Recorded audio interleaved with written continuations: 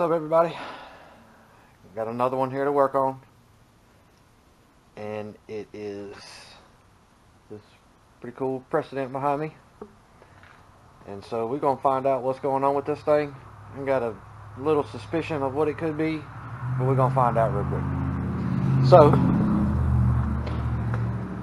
what we're working on here is a 05 club car precedent. You can see it's got the 412s in it, and customer states that it just didn't seem like doesn't seem like it runs as long as it used to.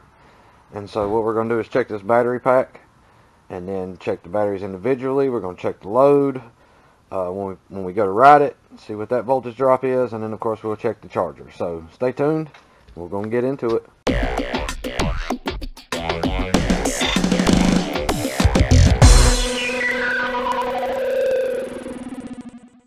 Alright guys, so starting off, battery voltage at 49.3. Doesn't seem to be too bad. I mean, I do like to see battery pack being more towards the 50.8, 0.9, 51, even as high as 54.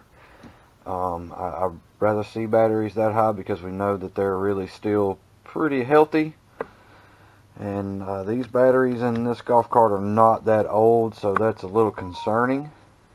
But we are going to take a ride here and see what the load drop is, and see if we can determine if there is a big amount of drop or if it's going to be minimal.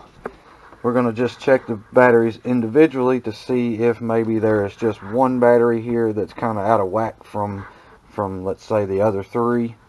If that's the case, then you can literally take a car charger and put it on that battery in particular and let it charge for, you know, upwards of an hour if need be. But that could possibly get that one battery to come back and be as good as the other three as well, which could equalize the battery pack and give you back your battery life, the longevity possibility, and the run time of the golf cart as well. So let me get this thing out of the shop, and we will come back and do this battery test. Alright guys, so with the experience I've had with working on golf carts as long as I have, which is almost a 10-year stint, normally a very well charged battery pack is only going to drop maybe a maximum of 2 volts. So when you're pulling a hill or something, you might get a 3 volt drop. They don't drop very hard at all. These systems are pretty doggone efficient at you know, keeping the power supplied where it belongs. So that's what we're after, is to find out how far this drop is going to be. So let's do this.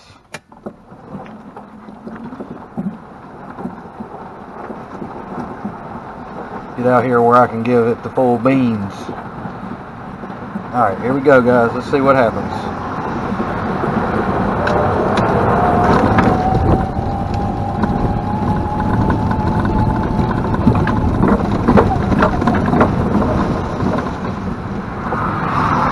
Okay, so as we can see there, we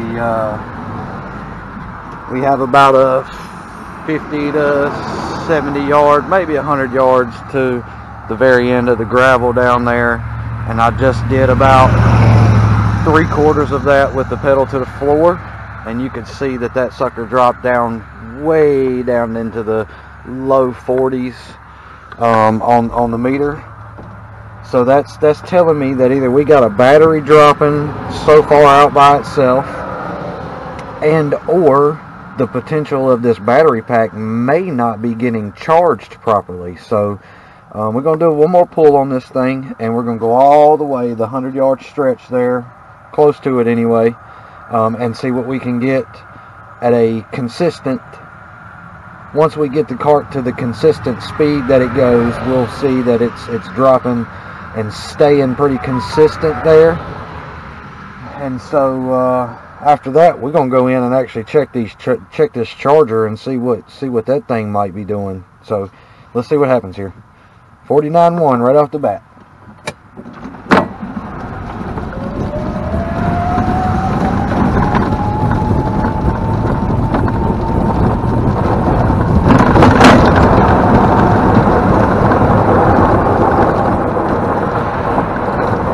Alright guys, so right there you've seen it start to pick back up in voltage as we got about halfway back up where I used to test the drop of the battery pack. And so you can see that it was trying to come back up. So that's telling us that the capacity is still there. The capacity for the battery pack is still there, but almost like it can't, like it's not taking a charge or not. So let's get in here and find out if this charger's working. Plugged in. Okay, the relay just clicked. We should be good. It could take up to 60 seconds for these chargers to turn on as well, due to where they communicate with the OBC. And we're going to give this just a minute to see if it's going to come on or not. Alright guys, so give me just a second. I'm going to go over here and check my cord in the outlet over here by the wall where it's plugged in at, and just make sure it's plugged in properly and that we got juice there, just to be sure. Okay, so guys, bear with me. Okay guys, so it has been longer than 60 seconds. These particular chargers don't usually go past 60 seconds before they came on. I did check where my cord comes from. It is 100% working. So this charger has went kaput, and that's the reason why that battery pack looks the way it looks and why it's dropping the way it is. Because it is not getting fully charged before the golf cart is used again, and so it's just continuously draining what voltage is there.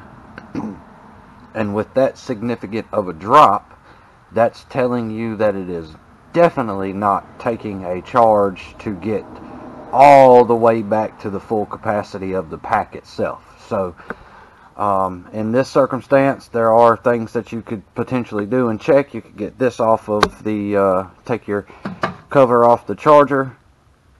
But in this case, I can hear our relay clicking, and our breaker here is not tripped, and the cord that comes in to provide the wall voltage has its wall voltage inside of it. So that means that the transformer that is in your golf cart charging side is just not releasing out of it to be able to recharge the golf cart. So that being said, this customer will probably have to get them a charger, and hopefully it won't be so bad, and that they can get this battery pack back to normal capacity, because you cannot continue to use this golf cart confidently without being able to charge it. So, alright guys, so here we are still again with the charger not coming on and charging this golf cart. Still plugged up. Still plugged up. And then of course you can see our voltage here is not doing a single thing. This number should be at least in the upper 50s, possibly in the 60s when it's charging. And so, after talking to our customer, they are more than glad to put a charger in this cart, because they love this machine. They use it a lot. They do a lot of camping and going to the beach and things like that. Plus they are Harley Davidson lovers. Not a bad thing at all. But let's get to the real business of when you are putting a smart charger on your golf cart. You cannot just plug it up and go. It does not work like that, because this cart operates off of a OBC, the onboard computer system. So the OBC needs to see the voltage from the battery pack And then when you plug your charger up, it needs to see the charger also before the charger will come on. The charger will come on for about 5 seconds, 10 seconds, it cuts back off, and then immediately cuts back on, because that is the charger and the OBC communicating together to say that this battery pack is good enough to be charged, so let's do it. Well, that's what we're not doing here. And when you use a new style charger that is smart charging capable, you have to bypass the OBC. It will not be compatible with that charger. I have done this many times. So here we have our bypass kit, which still you can incorporate the lockout mode, which means when you have the charger plugged in like this, the cart cannot be operated while it is charging. It will have to be unplugged to operate the golf cart. So all those wires for that is in this kit. And then of course we have our new charger that will take back over and make this battery pack great again. So hopefully you'll be able to see what all I'm doing. These kits for the bypass does have a wonderful instruction manual. I do still have to use it once in a while occasionally, because it does multiple golf carts. So yeah, let's get into this. I'm gonna get you guys stood up here and you can watch me take this whole thing apart and put this kit in there. It will not take me very long to do, and hopefully it'll guide some of you that may be looking for a charger into this charging setup here. So the QR code that pops up on the screen will be able to give you the access to these parts. Alright, so we can get the old charger out the way. We are going to hit the tow run switch to the tow position, because you need to remove this cable, or at least one side of it, from the battery pack. That way you have enough room to pick up your cover from here, because your OBC is under the middle. And also guys, I want to mention that this particular setup is only in the 412 volt system. If you have 6-8 volts, this is not going to be here.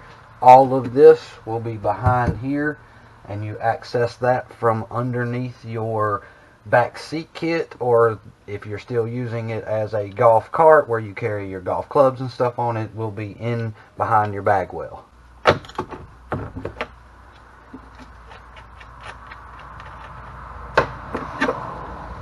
I generally like to take this cable and move it somewhere where it cannot touch another battery, which a good place is in between the batteries.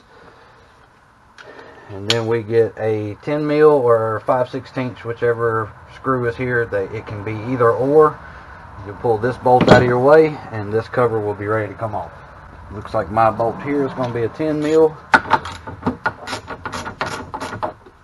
And then it's just going to come out the way.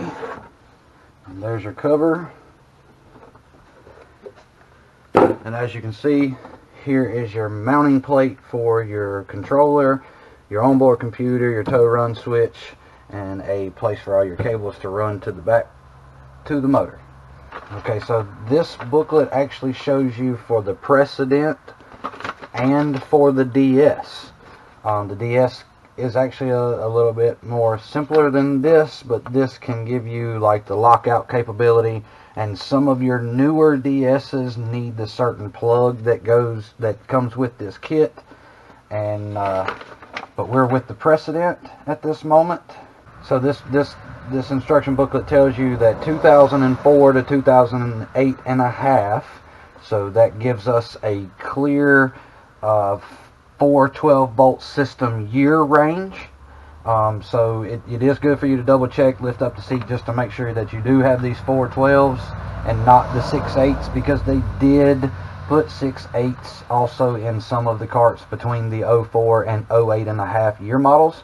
But you just definitely want to verify that, because it is the kit, the bypass kit is wired up differently in between the 12 and the 8 volt system. So at first it tells us to find the Packard plug. Basically what you're doing is unhooking from the OBC that plug right there is what's connected to the OBC. So this is what the instruction booklet says to unplug first.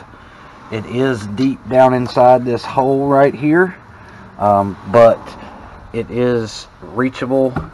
Okay, so the instructions are telling you to get the Y-shaped wire, which is what this is, and it's got the 2 Packard plugs on them, and plus it is got a ring terminal.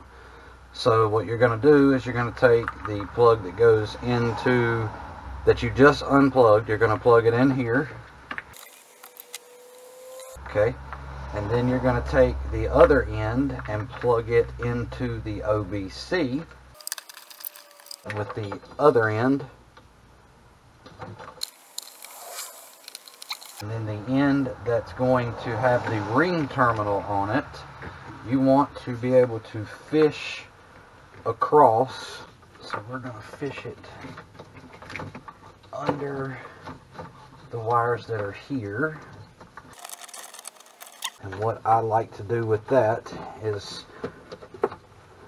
take it and run it down as far as you can, that stay in line with all of your cables here. That way you can come back with some zip ties and nice and tightly tie it up to that, so when you put your cover on, it's not hindering the cover from going down. And so this terminal here will go to the negative battery. You'll plug this ring terminal into the battery pack right there. That's your main negative. Your main negative of the golf cart right there. That's actually all you need to do to bypass the OBC. Now you can plug your charger up and it will work. But in this case, we're going to go ahead and do the lockout also. That way it's back to the way it should have been, the way it was from the factory. Okay, so to do the lockout, you have this 6-pin Daihatsu plug is what it's called. Okay, you're going to unplug this, and then there is a gray wire that is plugged to the back of the charge receptacle that goes into the OBC. I'm trying to get this wire up for you guys to see. That goes into the OBC. It's got a female spade end on it there. So you unplug this and you just let it stay. Okay? Then you're going to get out of your kit this particular part here from the bypass kit, where you unplugged from the main charge port wiring harness. You're going to plug this into from the bypass kit into that. Okay? And you're going to drop this back down, and where this connector is, you're going to connect that back to this wire, leaving it off of the OBC. So this brings it back to being lockout capable. Now, you don't have to do this, but if you have, if you have some children that like to ride them, and just out of the sheer safety factor of it, we always do that lockout, because we don't want anybody to get hurt or have you have a damaged charger right after brand new. So once you plug the lockout mode part of the kit in, that's it. We're done here. Now, you don't have to do the lockout part. All you have to do is put that wire, the Y-shaped wire, in its place, plug it up where the instructions tell you to plug it up at, hook the ring terminal to the negative battery, put your covers back on, hook your battery cable back up, power this bad boy back up, and put it on the charger, and just check to make sure it's charging. Other than that, it's as simple as that to bypass these golf carts. Oh yeah. See that notch there in the cover? You want to aim for your cable that you attach to the negative side of the battery for that notch.